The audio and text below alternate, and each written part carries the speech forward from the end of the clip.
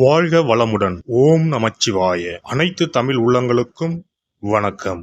நாம் இந்த பதிவில் பேர்ச்சி அடைய போகும் சுக்கிர பகவானால் உங்கள் வாழ்வில் ஏற்படக்கூடிய நற்பலன்கள் என்ன என்பதனையும், கெடுபலன்கள் ஏற்படுமாயின் அதன் தாக்கத்தை குறைக்க ராசிக்காரர்கள் செய்ய வேண்டிய பரிகாரம் என்ன, வழிபட வேண்டிய தெய்வம் யார் என்பதனை பற்றியும் விரிவாக காண்போம்.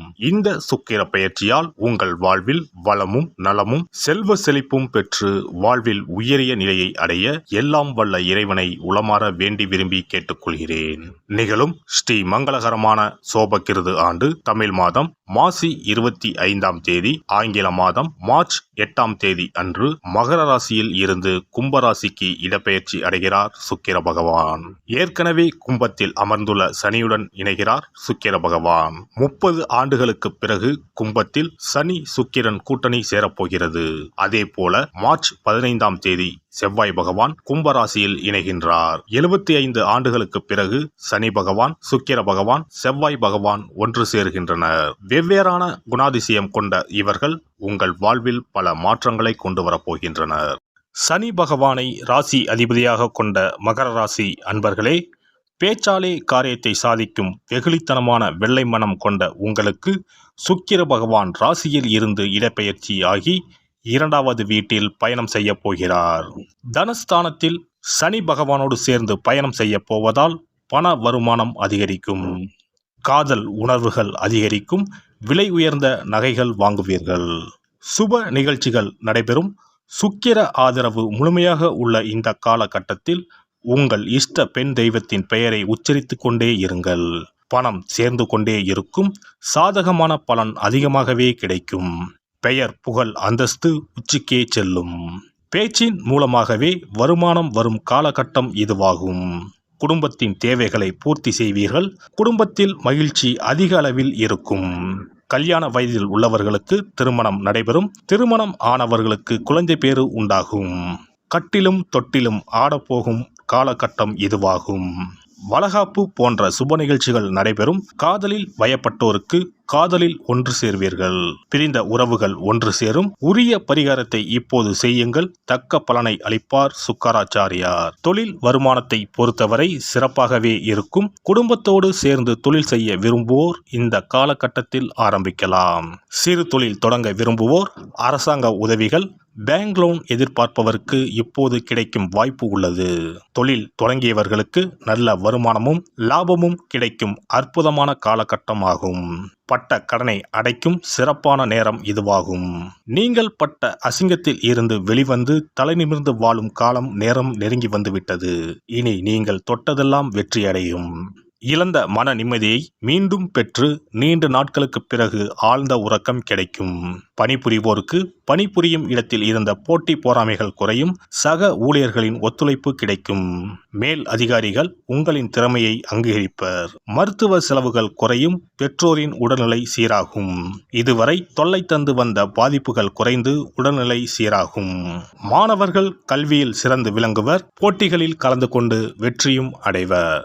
தேவையில்லாத பழக்க வழக்கங்களையும் நண்பர்களையும் ஒதுக்குவது சிறந்தது.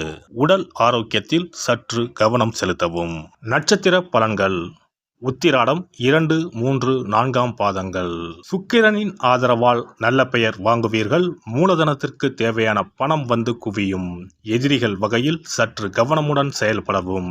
திருவோணம் நட்சத்திரம். கலை சார்ந்த துறைகளில் ஈடுபட்டு இருப்பவர்கள் நல்ல முன்னேற்றம் காண்பர். புதிய ஒப்பந்தங்கள் கிடைக்கப் பெறுவீர்கள். பிற மொழி பேசுபவர்கள் மூலம் உதவிகள் கிடைக்கும். அவிட்டம் 1, 2ஆம் பாதங்கள். உங்களின் நிலைமை மாறப்போகிறது.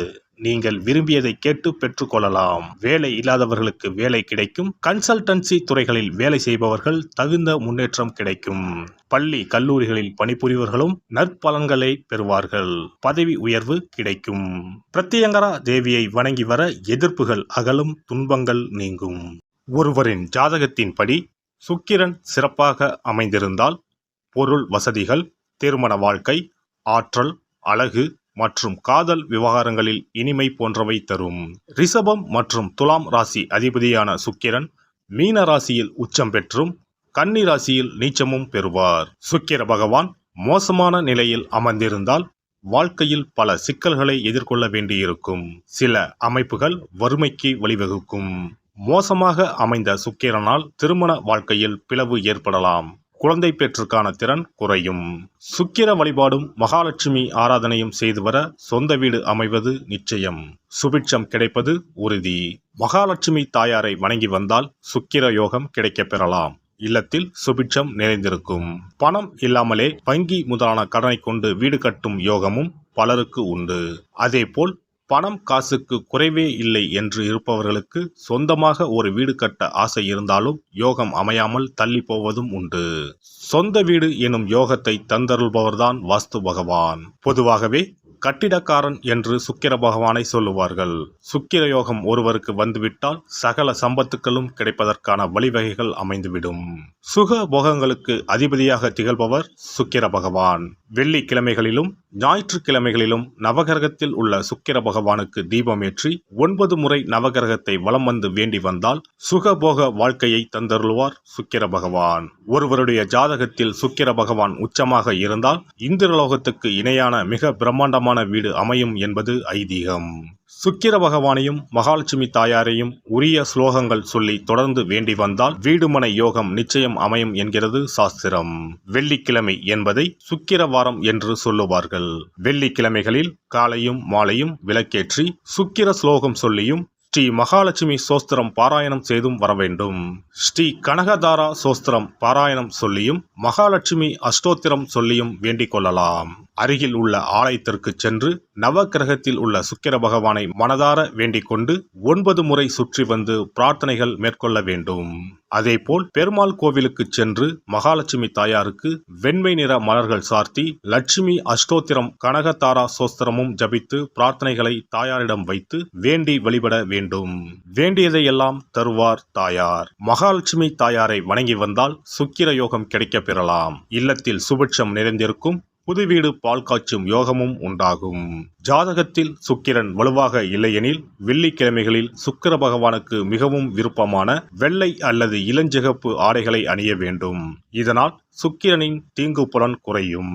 33 கோடி தேவர்களின் அருளை பெற்றிட காமதேனு எனும் பசுவை வணங்குவது அவசியம். பசுவுக்கு விருப்பமான உணவு வழங்குவது சிறந்தது.